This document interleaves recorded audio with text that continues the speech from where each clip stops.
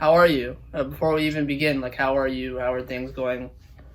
I'm good. I'm having a great day. I took my dog to the dog park for like an hour this morning. Saw a lot of animals. That's always a good way to start your day. Yeah, I'm drinking really nice lemonade today as well. How are you? I'm good. Yeah, I know it's kind of, I feel kind of better now, I guess, because I'm like doing interviews again, kind of like paused for a while. I know that sounds like kind of selfish, but like a workaholic, so I love like doing work, things like that. Yeah, of course.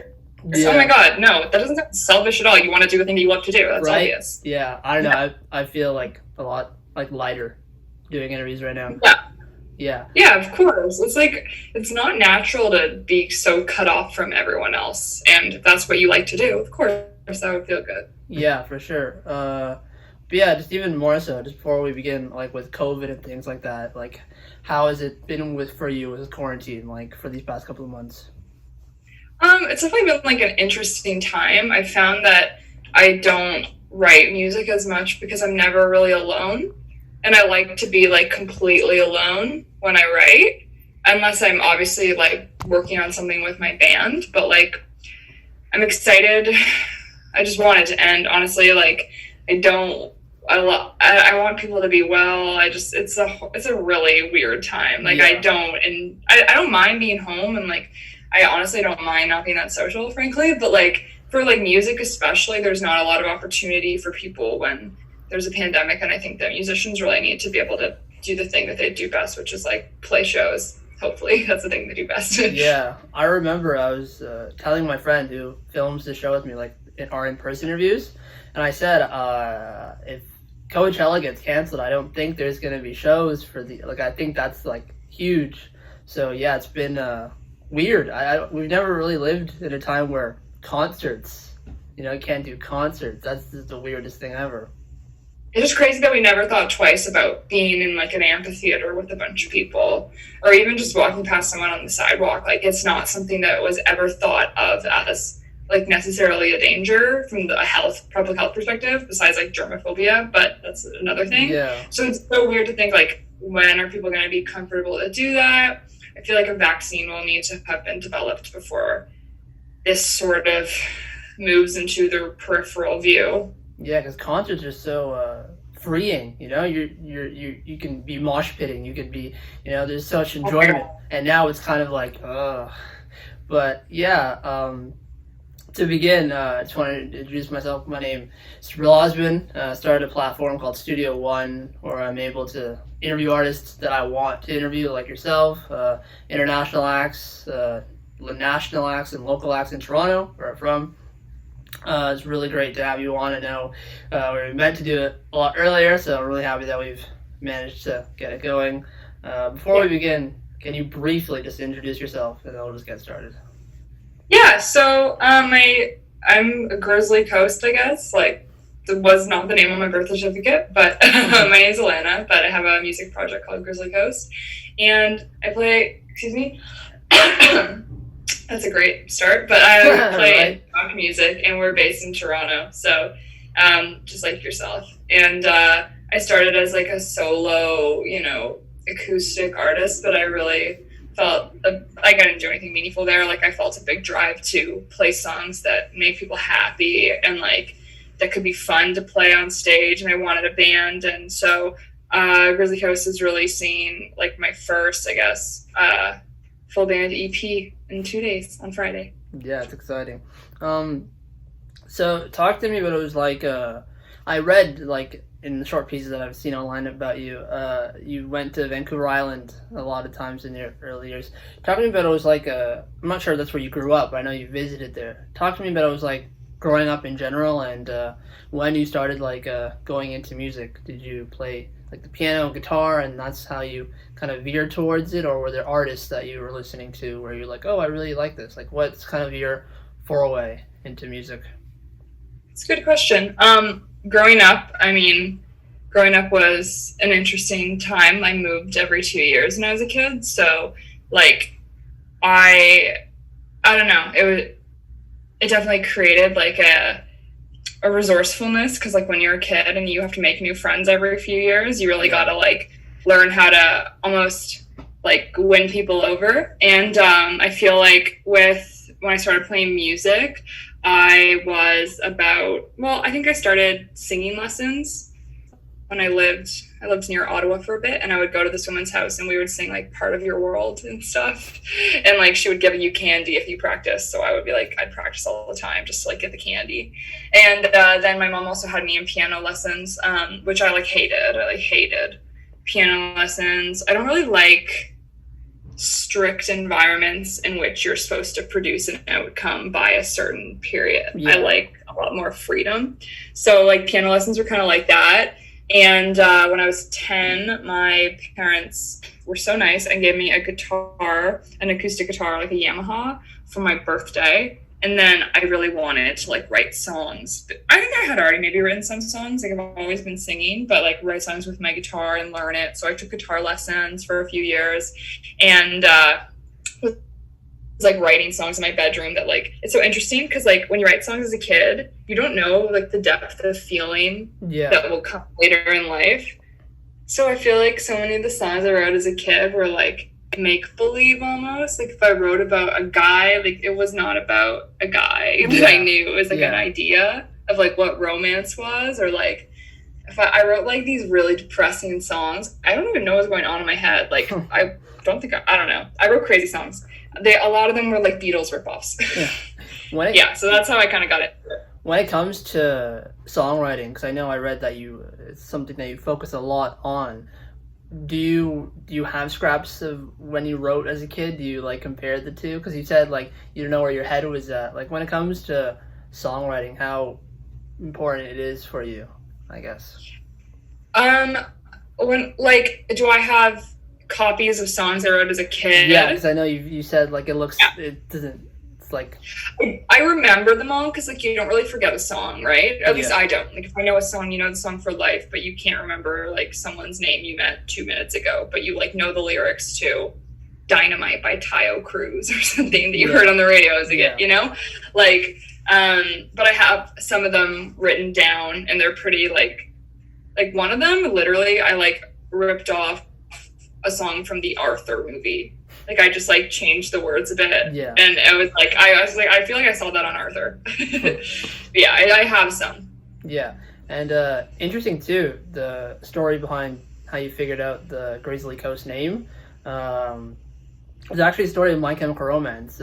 Mikey, one of the bandmates, the lead singer, his brother, he read a book, and on the book it said My Chemical Romance, and that's where they got the name. For you, talk to me about the story about the idea behind Grizzly Coast and the name and how it kind of grew into itself, because I thought that was really interesting.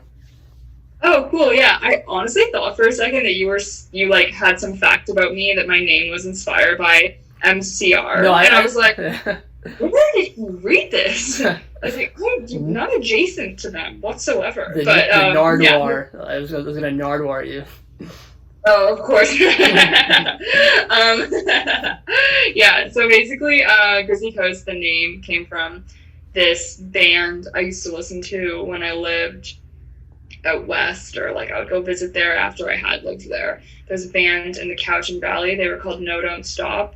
Like, I think they did stop. I don't think they're a band anymore. Maybe they are. Yeah. But they had this song called Grizzly Coast, which was about living on the West Coast. And like the beautiful lifestyle that you have out there. And I've always really pined for that and missed it. And when I was maybe 19 years old or 18, I was needing an Instagram handle. And so I went into my iTunes library on my computer to see, like, is there anything I'm inspired by here? Like, I don't know, as a teenager. And then I was like, oh, okay, I'll make it Grizzly Coast. Like, that was the coolest name that I could find. And then when I was looking for a band, like a project name, because my name is Alannah Kavanagh, and a lot of people mispronounce it, and they can't spell it, and there's like all these things. So I was like I just kind of wanted a cooler name than Alannah Kavanagh. So I chose Grizzly Coast, but when I was looking for the band name, people had already like called me Grizzly Coast sometimes, like at the place I was working at the time. So I was like, that seems like a natural choice, and that was how it came to be. Do you look back on that and find it interesting that that's like the origin story? Because some bands will be like, our name is just our name, but you have like a specific origin to it. When you look back on it, did you find it like endearing and interesting that it's come to be that? Because it is kind of cool. It's cool that you think it's cool. I kind of just like always thought it was just what happened, but it would be cool if, I mean, those guys I know nonstop are not like elusive to me. Like I knew a lot of people who knew them, but I don't think they know about me. And it would be cool if I one day like ran into them, or if they like somehow knew about the project and they knew that it was named after them. I've like been pretty open about that. I'm not like I came up with that. That'd be cool to me, like because I used to really love their music. Yeah, and now becoming the artist that you are, when it comes to releasing records, take a Zuzu Pedals for a song, or even just this upcoming EP. When you release a record, is it like very like vulnerable for you? Like it's like, oh, it's finally out. Or when it comes to releasing records, is it like, I'm so happy it's finally out, like it's out in the world? How is your process in terms of just releasing records? Because there's still not a lot from you yet so far, so it's still a small batch. Yeah, so I did like the singles route because nobody knew like who Grizzly Coast was, and I was trying to figure out what my sound was and how to vocalize what I wanted my sound to be to like the band. And so we did like a couple singles in late 2018, 2019. And then we were also, while that was happening, basically writing all of the parts for the new batch of songs that are coming out. And we've released 3 singles that are on the EP. So there's 2 new songs. And your question was, okay, yeah, so basically that's all of the things you said. Like, I am very nervous because it's really nerve-wracking to put something out there that you've worked really hard on and hope that it's received well. However, I'm not necessarily nervous about what people think because like people that are like you and me, like music fans or non-music people who just like passively listen to music. Yeah. Some people won't like your music, and that's completely fine. And some people will, and some people will think it's fine, but if not their jam, and it really doesn't bother me. I think I get more nervous about like how you're received by like my peers, like the industry. I think I get a little bit more nervous about that because I'm like, was this good enough? Like, will this be taken as seriously as I felt that it should be? And so I think that's what I like get nervous about. And also like me and my bandmate were just talking about this because her name's Jacqueline Tucci and she has a solo project as well. Yeah. And honestly, like the day or a couple days before their song comes out, we both always like hate it. We're like, this song sucks. This song's terrible. I can't believe that this is going to be out in the world. And like I've done that on songs that did like really well and like that I know are good. And I like loved them when I wrote it, and I was like, "This is amazing." As we were writing it with the band, then and I'm like, "Oh, this sounds sick." When I get like the mix back, but actually, most times when I get the mix back, I'm like, I suddenly hate my entire career choice. But once after it's out, then I'm like, "Oh no, I like this again." That was just like a weird protective mechanism. Yeah. So on that note, then the idea of a debut EP, or even just the idea of a debut. Given that we're days away from it being released in its entirety, how are you currently feeling then with this very close to being out? I think I'm really excited for it to be out because I wrote all the songs in like 2018. So I'm kind of like, I feel like most artists, you shouldn't even say this. I feel like a lot of artists would be like, they'll write something and it takes so long and they're so passionate about it. And then by the time it comes out, so it's hard to like live in the moment of like, this is coming out now. But I really try to, and I am really excited to like give these songs the attention and like the light of day that they deserve because having been like lyrically written, you know, a year and a half ago, it's exciting to know like, oh, finally these are going to be out there and like people can actually like know what I've been doing and working on like so hard for the last 2 years. So it's exciting. I'm really excited. Like I'm still trying to sort of like just go with it and see what happens and like, you know, let everyone know it's out and then not try to stress too much about like how it goes after it's out. Just enjoy it, hear from my heart to your streaming service or Bandcamp purchase. Yeah, I find that really interesting too because so many bands or artists, they'll release like their first single up from an album maybe like 7 months prior to the actual album being out, and then when it actually comes out that's one of the questions I always ask, like, how does it feel, like, or how is the process behind it, because there is so much time in between. Because then sometimes when you release an EP or an album, you might already be focusing on something else, and we don't really see that part of it. So with quarantine and with this EP out, I know it's time to be excited about it being out. What does it look like for you right now? Are you gonna go back into writing, or are you gonna let yourself kind of appreciate, the EP being out? Yeah, I'm gonna be writing. I need to get writing. Like, I used to write so much, and then I kind of just like fell out of the swing when quarantine was happening, because like I said, I really like to write when I'm by myself, and like my partner's always home. That's totally fine. But like I don't get that me time in the same way, and that's how I've always seen writing, is like it's like time for myself. We also have a puppy who like needs a lot of attention, so yeah. I like really want to start writing. I've written a lot of new songs, but like I just want to be, I feel like I need to be writing more, and that's what I'm excited for. Like, the EP's out, and that's fantastic, and I hope like it goes, well, it's not out in 2 days, whatever. But I'm not gonna like take a break, because it is something that I feel like I've taken a break from for a few months now since quarantine began. Yeah, and a large part of being an artist too, that we didn't touch upon, is the idea of performing and doing live shows. Is this something that you've grown into? Because I think I've read that you might have had like anxiety performing, and you kind of like would go to like shows, and you'd meet people that were in bands, and that would get you more comfortable with it. So for you, performing, how's that been? Are there any particular shows that you can say are like highlights where you feel like you've grown as a performer?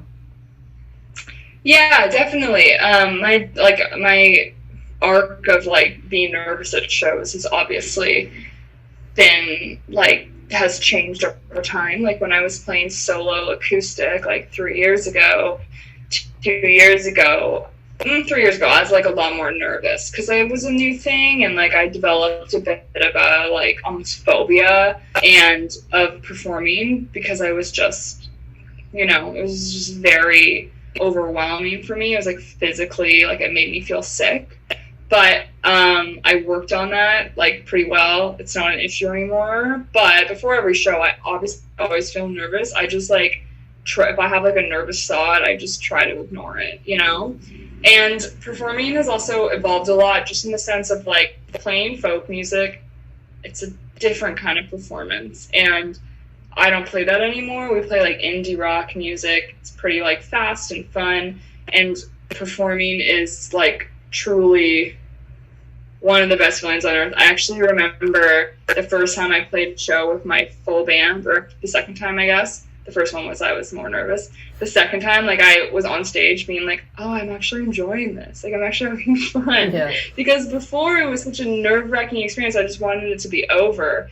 This is years ago. But when I started playing with the band, I was like, oh, this is actually like, so much fun. And people are having fun. And, like, I don't actually want this to end. And definitely, like, my highlight performing would have been when we played at Lee's Palace. We were like opening for this artist named Begonia and this band called Fast Romantics, and it was just like, it was a sold out show, so everyone was already there when we opened, which was really awesome, like, of their fans. And like, obviously our fans were there too, but like, we didn't sell out Lee's Palace on our own or anything like that. So it was like, they were such a warm crowd, and like, whenever I would talk, they were so like encouraging and like just like really receptive, and it just made the night just so fantastic, and I felt so like powerful and great after the set. But also after the set, I really just wanted to be like in a chamber alone, because it was like so much stimulation, but it was so much fun. And yeah, I've done this a few times. Well, not interviews, I think I do every time now. Usually I end interviews asking like an artist like how was the rest of the 2020 looking, shows, concerts, things like that. It's like a running gag now with all my interviews, because with everything going on, that's like not even like, can't really answer it. So my thing is now, like, for you, I guess in particular, what is something you have learned throughout the journey you've been on as a musician that has made you better and better, I guess? What's something that you could think about? or just like a general thought of just like something you didn't think would be hard, but it is, maybe like performing, or I don't know. Huh.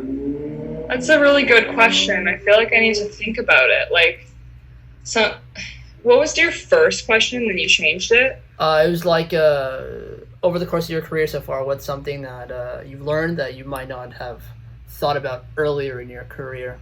I kind of let the artist kind of think about what the answer might be, just to throw it out there. Yeah. I'm just like, there are many things that I've learned, and yet none of them are coming to my head right now. I think, you know what, something that I have learned that I think is beneficial is, I think collaboration is a beneficial thing to the music experience. Like, I don't think, like, no, the whole term, like, no man is an island. Like, when I was writing my songs for the EP, I did it, like, basically all by myself. I have a co-write on one song that's coming out. I, like, wrote it, and my band members helped structure the ending, sort of thing. And the other day, or like a couple weeks ago, I had my guitar player come over to our backyard, and we were, like, just working on writing together, because, like, I feel like it's so easy for an artist to fall into, like, the things they always do. Yeah. And so I think that it's beneficial to make sure that for writing this record, I'm working with Pavel, who plays guitar in the band, and Jacqueline, who plays bass, to make sure that we're, like, diversifying the songs, because they'll have ideas that I wouldn't think of, and the music can only benefit from that. And I don't need the pride of being like, I did this by myself, if I can, have a better end result that makes people enjoy it more through collaboration. Cool. Again, thank you so much for taking the time to be on Studio One. I really, really enjoy your music. Like, I love your music. Like, I like indie rock. Like I don't know. It just makes me like, there's kind of this nostalgic feel to it, but it's fresh. I really, really like your music, and I can't wait to, like, see you live. Like, honestly, and that's why I feel so bad that we should have already had this interview, but I, like, messed up that day. But yeah, thank you so much for being on Studio One. Absolute pleasure. Especially the fact that you're from Toronto too, so it's really great that I get to highlight an amazing local act. So thank you again. Oh, you're too kind. Seriously, that's so nice, and I'm really happy that you enjoy it, and it's not like you're trying to, like, fill your interview quota or whatever. Like, I'm glad that how did you discover? Through an email? Yeah, did I email you? Yeah, and look, like, and I don't tend to look at all of my emails, but I'm just like, oh, indie rock, let me see this, and it's really, really good. And I think, like, immediately I was like, oh, let's set something up. So yeah. Oh, that's fantastic. I'm so happy, and you were great to talk to. I really appreciate you having me on and reaching out. Seriously. Yeah, for sure. And we'll have to meet at a show whenever that can happen again. Yeah, for sure. And yeah, stay safe and take care, and hopefully show there in the future. Yes, you too, man. See ya. Have a good day. Bye. Bye. Studio One.